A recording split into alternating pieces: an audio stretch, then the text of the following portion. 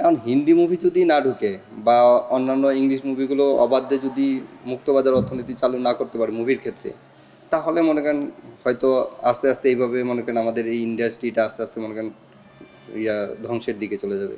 আমরা এক কেন্দ্রিক হয়ে গেছি, শাকিব খান কেন্দ্রিক। 50টা হল হয়তো বা আছে এখন পুরো হুম। দেশে, এবং ঈদের উপলক্ষে কিছু হল খুলে এখান থেকে আসলে উত্তরণের উপায় কি হতে পারে, কি মনে করেন? এখন ওই যে সব সময় আমরা এক কেন্দ্রিক হয়ে গেছি, শাকিব খান কেন্দ্রিক।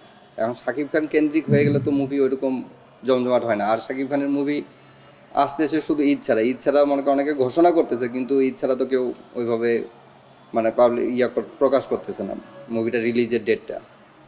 সেই দিক থেকে আমরা মনে করেন পিছিয়ে। তারপর অন্যান্য যারা নতুন নায়কগুলো আসতেছে তাদেরও সেভাবে ওইভাবে ফুটায় তুলতে পারতেছে না। এখন হিন্দি মুভি যদি না ঢুকে বা অন্যান্য ইংলিশ মুভিগুলো অবাধে যদি মুক্তবাজার অর্থনীতি চালু না করতে পারে মুভির ক্ষেত্রে, তাহলে মনে করেন হয়তো আস্তে আস্তে এইভাবে মনে করেন আমাদের এই ইন্ডাস্ট্রিটা আস্তে আস্তে মনে করেন ধ্বংসের দিকে চলে যাবে। এশিয়ান সিনেমা, বিশেষ করে ভারতীয় সিনেমা সিনেমার আমদানির জন্য সরকারের কাছে অনেক কয়েকবারই হুম। বাংলাদেশ চলচ্চিত্র প্রদর্শক সমিতি আবেদন করেছে। তো কি মনে হয়, নির্বাচিত সরকার আসলে এটার একটা সুরাহা হবে কিনা?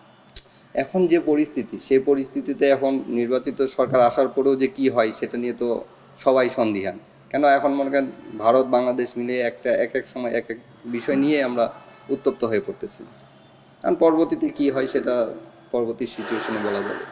সর্বশেষ একটু লায়ন সিনেমাস নিয়ে জানতে যাচ্ছে একদম শেষে, যে আসলে সামনে আর কি কি পরিকল্পনা রয়েছে, এবং যেমন বাবুবাজার ব্রিজের সাথেই একদম।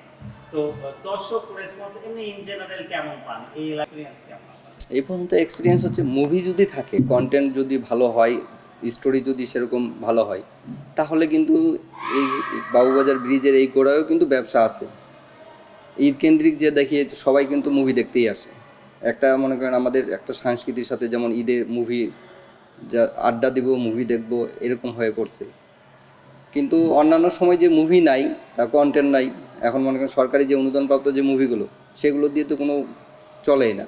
মানে ব্যবসা নাই বললেই চলে। ওগুলো মনে করেন শুধু রিলিজ দেওয়া আর মনে করেন সপ্তাহের দিন গুণা এর মধ্যেই থাকে। তাহলে কি বাণিজ্যিক ধরনের সিনেমা বেশি তৈরি হতে হবে? এটা অবশ্যই। বাণিজ্যিক ধরনের সিনেমা না থাকলে তো মনে করেন দিন দিন এভাবে মনে করেন লস দিয়ে আর কত হল মালিকগুলো চালাবে।